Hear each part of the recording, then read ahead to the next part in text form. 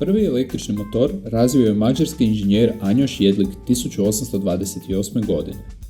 Nekoliko desetljeća kasnije, engleski izumitelj Thomas Parker izgradio je prvi uporabljivi električni automobil.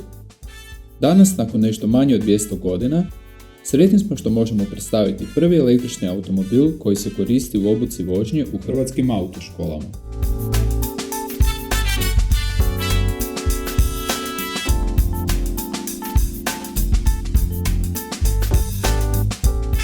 Instruktažni centar iz Križevaca, kao tvrtka koja se bavi energetskom učinkovitošću s jedne strane te obukom vozača s druge strane, prepoznala je ove trendove te uz pomoć Fonda za zaštitu okoliša i energetsku učinkovitost nabavila električno vozilo namijenjeno prije svega osposobljavanju svojih kandidata za vozače motornih vozila, te tako postala prva autoškola u Republici Hrvatskoj koja u svom voznom parku posjeduje električno vozilo i koja je u program osposobljavanja vozača uvrstila i vožnju s električnim automobilom.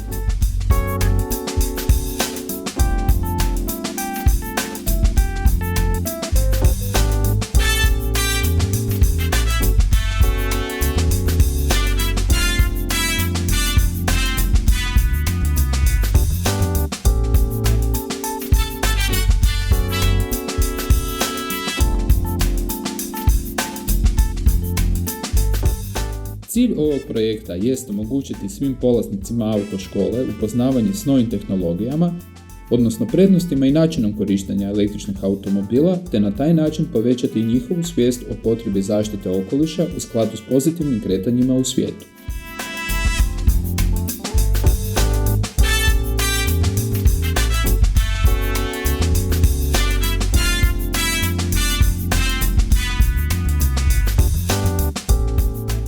Koristimo priliku da pozovemo sve naše ranije polaznike autoškole, kao i sve zainteresirane građane koje žele isprobati vožnju s električnim automobilom, da se jave u centar i dogovore besplatnu probnu vožnju.